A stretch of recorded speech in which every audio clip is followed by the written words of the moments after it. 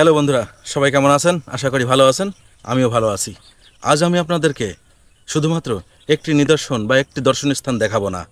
আমি আজকে আপনাদের পাঁচটি দর্শনীয় স্থান দেখাবো, তাও বা সেটি একটি মাত্র থানায়। আপনারা কি অনুমান করতে পারছেন এটি কোন থানা? এটি ঝিনাইদহ জেলার শৈলকুপা থানা।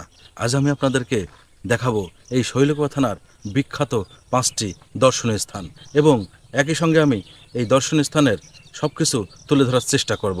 চলুন বন্ধুরা, আমরা দেখে আসি। তবে বন্ধুরা, আমি কিন্তু আপনাদের এই 5টি দর্শনীয় স্থান একা দেখাবো না। আমার সঙ্গে আরও 2জন ব্যক্তি রয়েছে, যে 2জন ব্যক্তি আমার খুবই ঘনিষ্ঠ, এবং আমি যেখানেই যাই তাদেরকে নিয়ে যাওয়ার চেষ্টা করি। চলুন আমরা দেখে আসি সেই 2জন কে। এই দেখুন, হ্যালো, সেই রাজু যে আমার ক্যামেরাম্যান, আর আজকে নতুন সংযুক্ত হয়েছে সৌরভ, আমার ভাতিজা, আমাদের সাথে আছে, এবং ভবিষ্যতে সেও কন্টেন্ট ক্রিয়েটর হবে সেই আশা নিয়েই আমাদের সাথে আছে। আপনারা দোয়া করবেন সবাই, সৌরভ যেন কন্টেন্ট ক্রিয়েটর হতে পারে এবং ভালো কিছু করতে পারে। চলুন আমরা ঘুরতে ঘুরতে দেখি সব কিছু।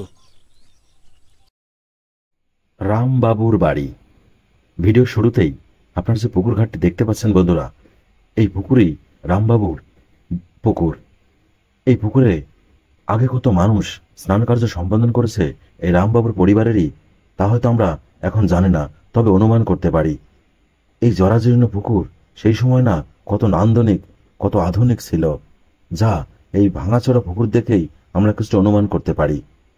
পুকুরের উপরেই রয়েছে রামবাবুর সেই নান্দনিক বাড়িটি। চলুন আমরা বাড়িতে প্রবেশ করি, তবে তার আগে তারই বংশের একজনের সঙ্গে একটু কথা বলে নেওয়া যাক। আমি 12 বার আমেরিকা ঘুরে এলাম, নিউ ইয়র্ক 12 বার গেছি।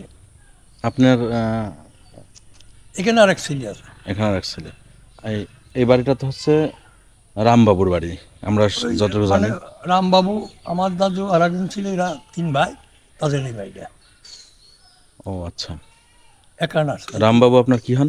দাদু ভাই, আপনার আমার দাদু হন? দাদুর ভাই। আমার দাদু সবচেয়ে ছোট ছিল। রামবাবু তো আমি যতটুকু জানি তার 5 ভাই না 4 ভাই? 3 ভাই। 3 ভাই, যাই 3 ভাইয়ের জন্য এই বাড়িটা হ্যাঁ। করে তারা 3 ভাই একত্রে থাকতো। ওই যে লেখা আছে আমার সেই মানে বাবার দাদু, মানে আমার দাদুর বাবা, তার নাম হচ্ছে শীতল শাহ। তার নামে বাড়িটা লেখা আছে শীতল আশ্রম। এক পাশে লেখা আছে, খেয়াল করবে।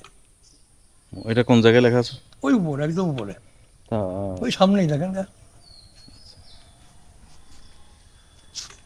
বাংলার মাটি ইতিহাসে ভরপুর। প্রতিটি ইট, প্রতিটি পাথরে লুকিয়ে আছে হাজারো গল্প। আজ আপনাদের নিয়ে চলেছি ঝিনাইদহের শৈলকুপা উপজেলার মধ্যপাড়ায়, যেখানে দাঁড়িয়ে আছে এক শতবর্ষ পুরনো স্থাপত্য, রামবাবুর বাড়ি। এই বাড়ির ভেতরে রয়েছে একটি প্রাচীন দুর্গা মন্দির, যেখানে এখনো প্রতি বছর নিয়ম করে হয় শারদীয় দুর্গাপূজা। এ যেন শুধুই প্রার্থনা নয়, এটি ঐতিহ্যের ধারাবাহিকতা, এক প্রজন্ম থেকে আর এক প্রজন্মে পৌঁছে দেওয়ার চেতনা।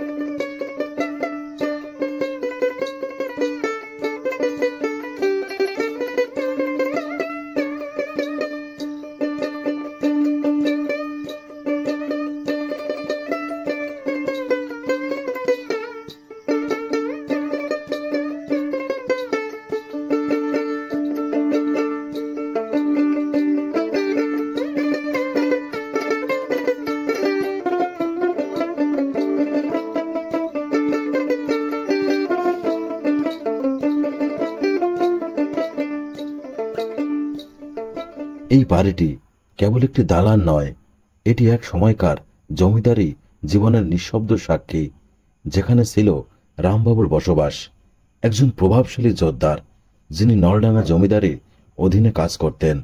অবসর নেয়ার পর 5 ভাইকে নিয়ে তৈরি করেন এই বিশাল দোতলা ভবনটি। 1914 সাল শুরু হয় নির্মাণ কাজ, আর 4 বছর পর শেষ হয় এই ইতিহাসের বুনন। ইট, লোহা, পাথর আর চুনচুরকির মিশেলে তৈরি এই ভবন আজও দাঁড়িয়ে আছে শত প্রতিকূলতা সত্ত্বেও। এই বাড়ির একটি ঘর তৈরি হয়েছিল সম্পূর্ণ সাদা পাথরে, দেয়ালে ছিল হাতে আঁকা চিত্রকর্ম। কিন্তু 1971 সালের মুক্তিযুদ্ধের সময় দুর্বৃত্তরা নিয়ে যায় এর অনেক কিছু, শ্বেতপাথর, আসবাবপত্র, মূল্যবান স্মৃতি। এখন যা রয়েছে তা শুধুই কিছু অংশ মাত্র।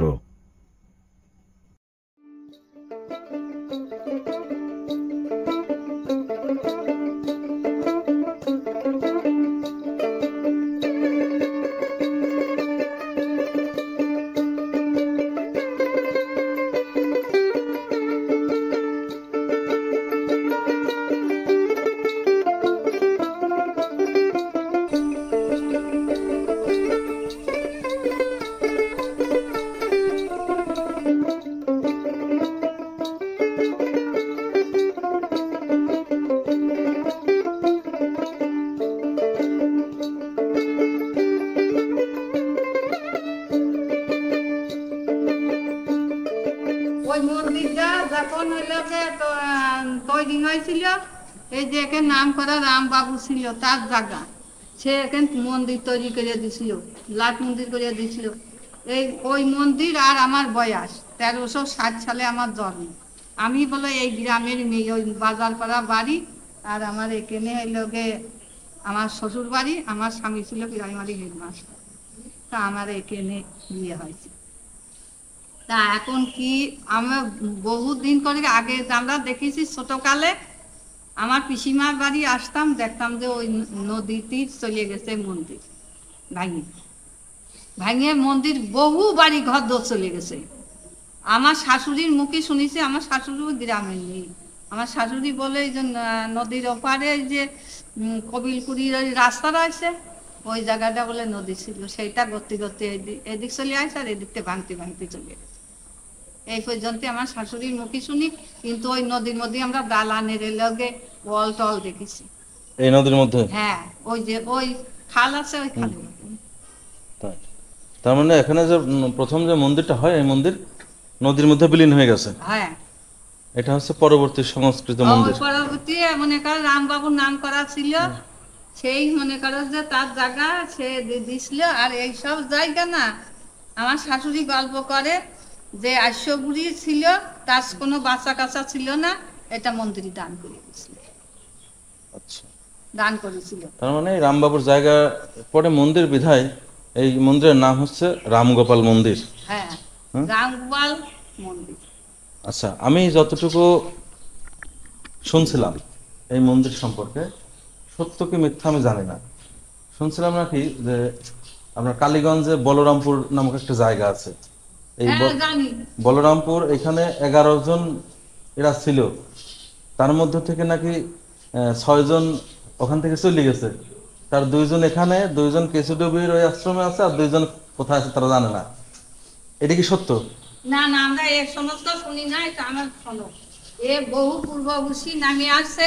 আগে প্রথমে ছিল ওই যে দেবতলা, ওখানে এখনো ওই যে জলযাত্রা হলি পরে ওই দেবতলা লোকে 7 ফিরিয়ে লৌকাত করে ঘুরা। হ্যাঁ, ওখানে প্রথমে প্রতিষ্ঠা হয়েছিল।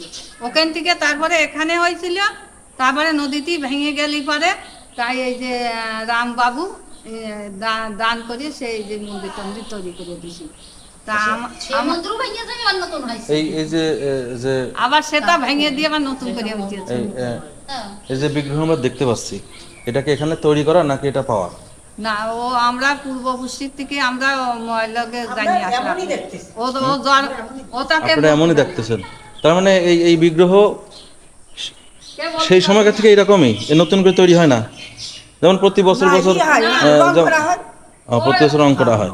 ওই তো আচ্ছা, এখানে যখন রং হয়ে যায়, পাথর টাথর এরকম কোনো কিছু আছে নাকি? ওই তখনই অনেক মন্দিরে দেখেছি পাথর। না না এই পাথর না, এই দিয়েই করা। একবার চুরি করে নিয়ে গেছিল, আচ্ছা, চুরি করে ওই পারে নিয়ে গেছিল। হ্যাঁ, পুষ্টি পাথর মনে করে ওই ওর ভিতরে চাকু টাকু দিয়ে ই করে দেখেছে, তো দেখে এটা তো মাটির তৈরি, ফেলে রেখে গেছিল। সেইটা আবার কাঠের কাঠের ওই পরে যখন ডিসকালার হয়ে গেলি বলে তখন ওই যে আবার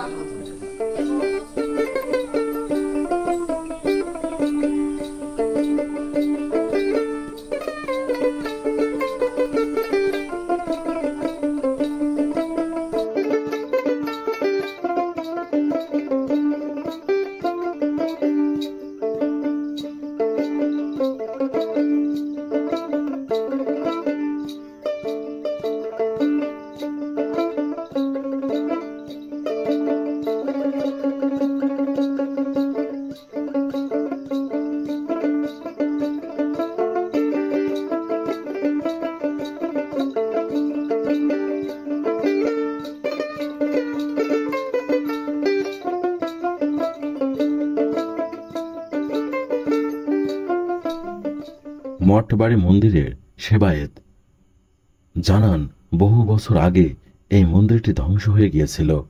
সময়ের সঙ্গে সঙ্গে এলাকা জনমানব শূন্য হয়ে পড়ে এবং পুরো জায়গাটি ঢেকে যায় ঘন বন জঙ্গলে। স্বাধীনতার পর স্থানীয় হিন্দু সম্প্রদায়ের উদ্যোগে জঙ্গল পরিষ্কার করে পুনরায় এখানে পূজা অর্চনার আয়োজন শুরু হয়। নতুন করে নির্মিত হয় মঠবাড়ি মন্দির, যা এখন আবারও ভক্তদের শ্রদ্ধা ও ধর্মাচরণের কেন্দ্র হয়ে উঠেছে। প্রতি বছর মাঘ মাসের অমাবস্যা তিথিতে এখানে আয়োজিত হয় কালী পূজা। সময়ের সঙ্গে সঙ্গে এই পূজার পরিসরও ধীরে ধীরে বিস্তৃত হচ্ছে। সেবায়েত জানান, ভক্তরা বিভিন্ন সময়ে এখানে মানত করে থাকেন এবং মানত পূর্ণ হলে তারা এই মন্দিরে কালী পূজার আয়োজন করেন। এই পূজার বিশেষ আকর্ষণ হল প্রধান কালী প্রতিমার পাশে 101টি ছোট প্রতিমা সারিবদ্ধভাবে স্থাপন করে এবং পূজা করা হয়, যা এক অনন্য ও দর্শনীয় দৃশ্য তৈরি করে।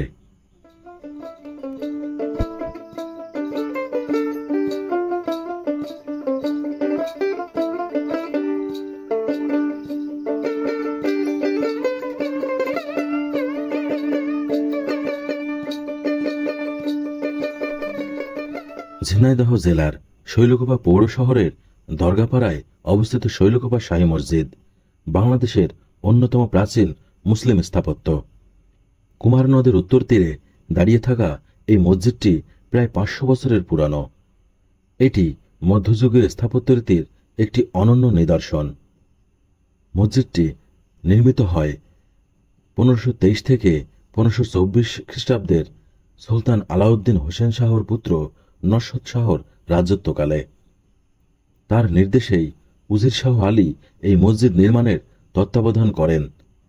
লাল ইট, চুন সুরকি আর দক্ষ নির্মাণশৈলীতে তৈরি মসজিদটির চারকোনায় রয়েছে গোল টাওয়ার, 6টি গম্বুজ এবং অভ্যন্তরে 3টি কারুকার্যমণ্ডিত মিহরাব। পূর্ব দিকে রয়েছে খিলানযুক্ত প্রবেশদ্বার আর এই মসজিদটির ছাদ একটু বাঁকা করে নির্মাণ করা। মসজিদের পাশে রয়েছে একটি প্রাচীন পীরের মাজার, বিশাল পুকুর ও একটি অজুখানা। সময়ের সঙ্গে কিছু সংস্কার হলেও মূল কাঠামো আজও টিকে আছে, ইতিহাসের নীরব সাক্ষী হয়ে। এটি শুধু একটি উপাসনালয় নয়, বরং বাংলার মুসলিম ঐতিহ্যের এক মূল্যবান অধ্যায়।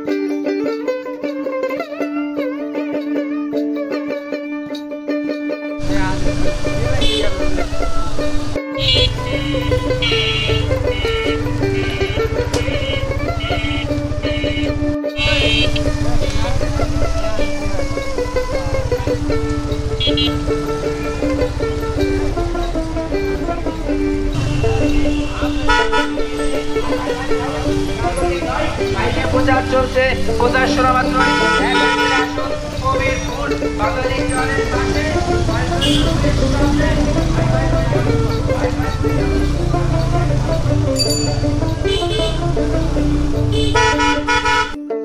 এখন আমরা যাচ্ছি সেই জায়গায়, যে জায়গা থেকে আমাদের নতুন শুরু করার একটা রাস্তা তৈরি হয়। অর্থাৎ এই পুরাতন দেহকে ছেড়ে যখন নতুন দেহ তৈরি করতে হয়, অবশ্যই এই দেহটাকে আগুনে পুড়িয়ে আবার নতুন করে তৈরি করার রাস্তা তৈরি করতে হয়। সেই রাস্তার জায়গাটাই আমরা এখন যাচ্ছি।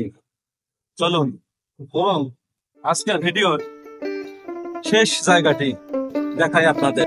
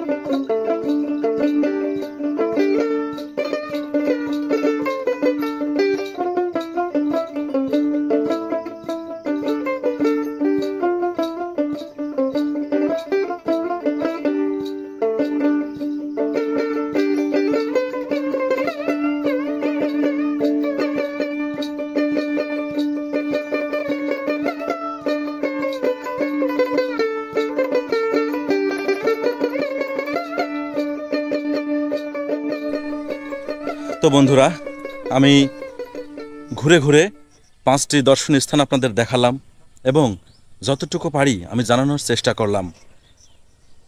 আমি যতটুকু জানিয়েছি, এই জানার মধ্যেও যদি আমার অজানা থাকে তাহলে সেটি অবশ্যই আপনারা আমার কমেন্টে জানিয়ে যাবেন এবং এরকম আরও নিদর্শন, চমৎকার জায়গা সম্পর্কে জানতে এবং দেখতে অবশ্যই আমার চ্যানেলটি সাবস্ক্রাইব করে রাখবেন বন্ধুরা, যাতে আমি ভিডিও আপলোড করার পরপরই আপনাদের কাছে নোটিফিকেশনের মাধ্যমে চলে যায় এবং আপনারা দেখতে পারেন।